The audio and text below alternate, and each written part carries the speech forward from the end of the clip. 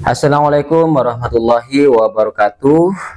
Apa kabar semuanya? Kembali berjumpa dengan saya dan selamat menikmati hari libur, di mana hari ini adalah hari Minggu ya, tanggal 10 November 2024. Dan hari ini adalah hari kedua Gibran Rakabuming Raka, yakni Wakil Presiden Republik Indonesia itu akan secara penuh memimpin Indonesia sebagai acting presiden.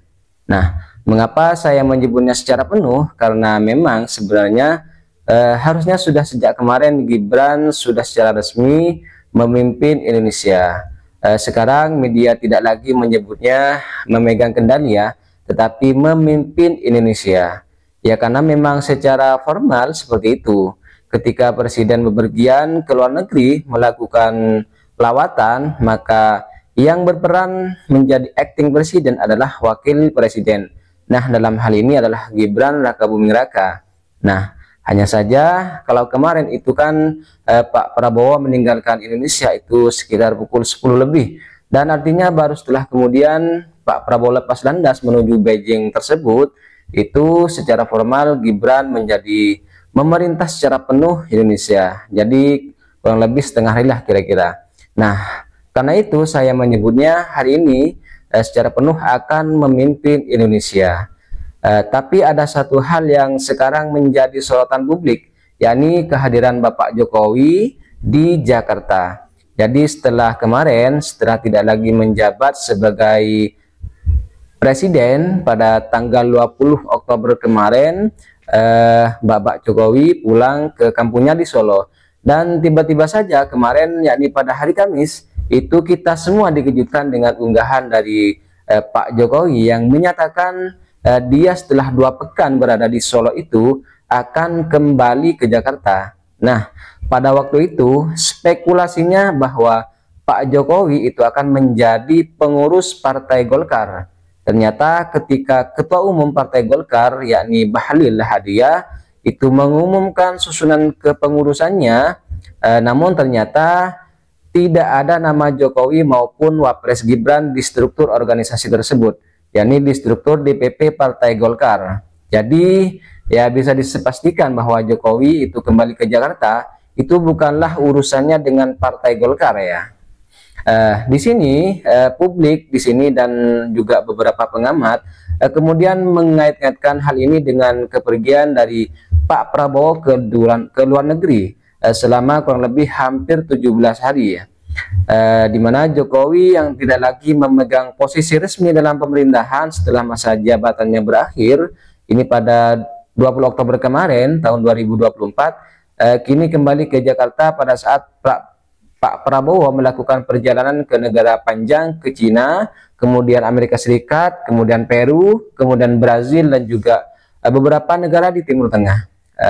Dengan ketidakhadiran Prabowo yang diperkirakan akan berlangsung lebih dari 2 minggu ini, nah sementara Gibran yang baru saja dilantik sebagai wakil presiden kini harus memimpin Indonesia untuk pertama kalinya, memimpin negara untuk pertama kalinya dalam kapasitas penuh sebagai acting presiden. Nah, namun secara pengalaman ya, Gibran sudah memiliki pengalaman sebagai wali kota Solo. Banyak yang sudah tidak meragukan kemampuannya untuk mengelola pemerintahan ya meskipun jauh lebih kompleks ini.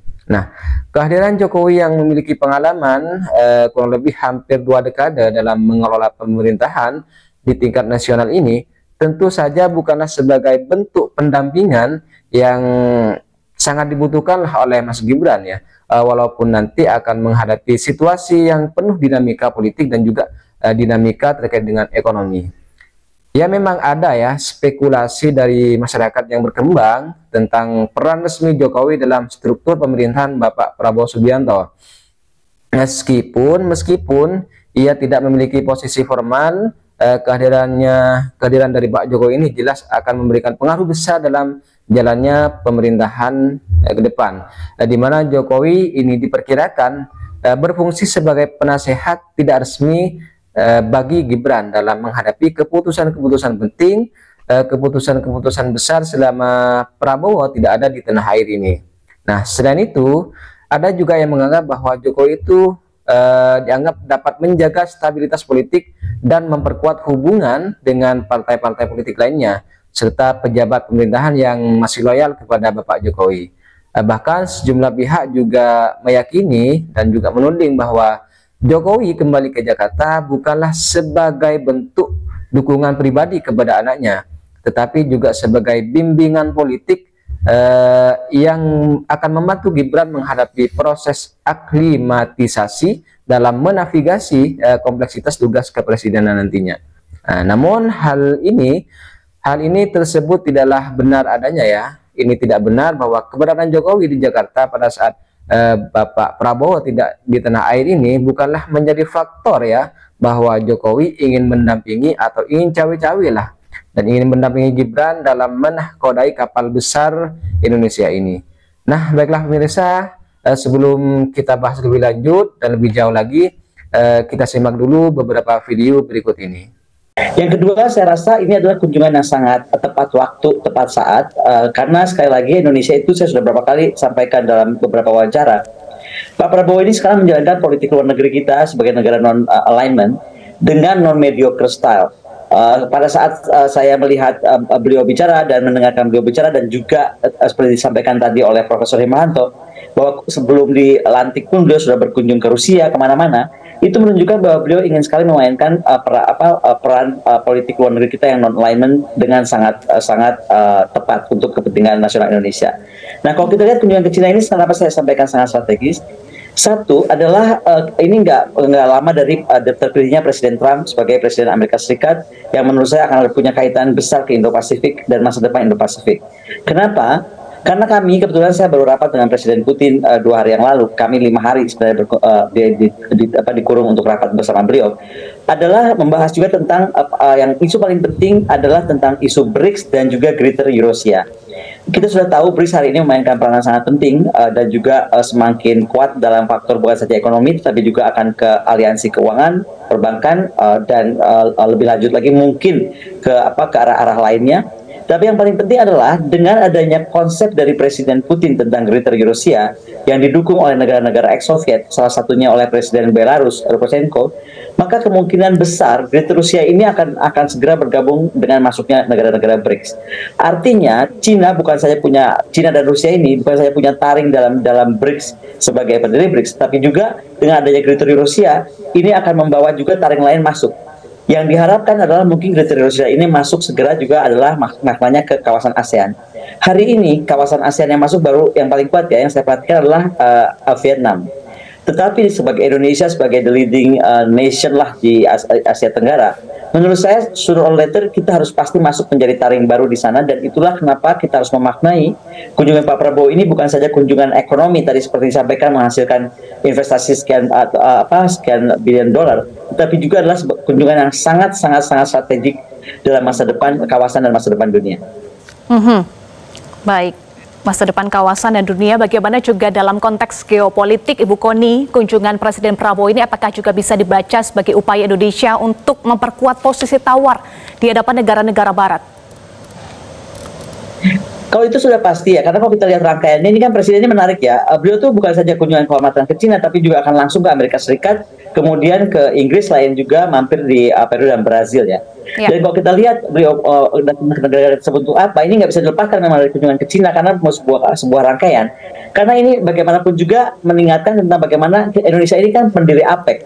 Selama ini mungkin APEC kurang terdengar lagi, padahal kita adalah pendirinya, dan bagaimana APEC itu penting untuk berbicara tentang konteks perdagangan dan investasi.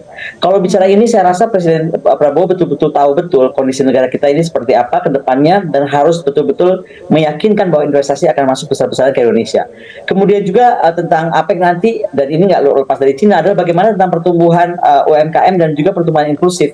Dan itu pasti dibahas karena selain UMKM yang memang menjadi salah satu hal penting mendorong ekonomi Indonesia, ada juga inisiatif penting terkait dengan transformasi digital.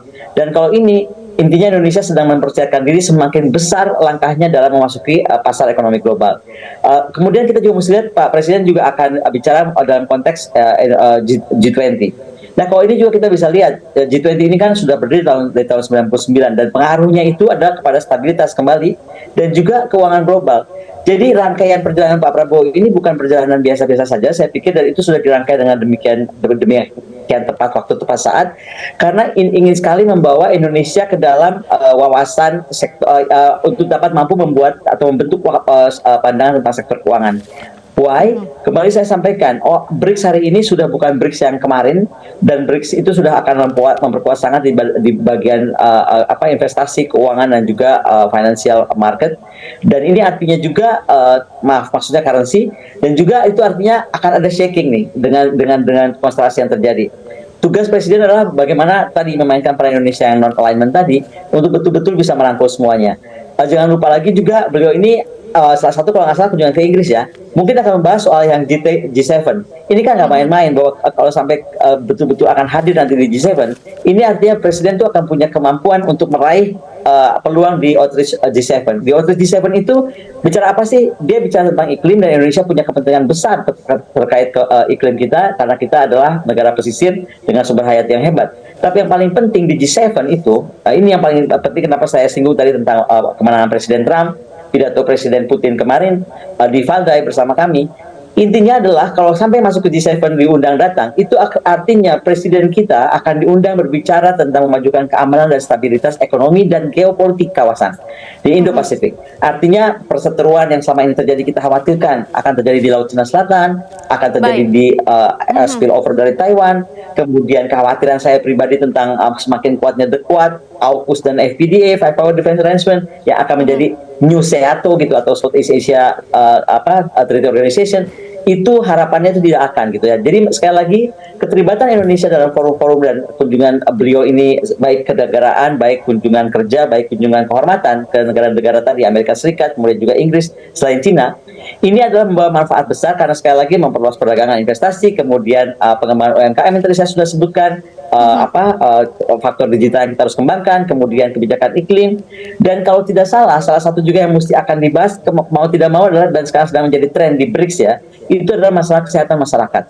Masalah pandemi yang sudah pernah melanda kita beberapa tahun lalu itu dampaknya itu ternyata besar sekali. Saya saja sekarang di Rusia ini, sekarang BRICS yang kami selain BRICS yang dikasihkan kemarin, sudah ada BRICS cabang lain yang membahas beberapa hal lain. Seperti saya akan ikut di dalam BRICS Saint Petersburg, di mana kami akan membahas masalah kesehatan.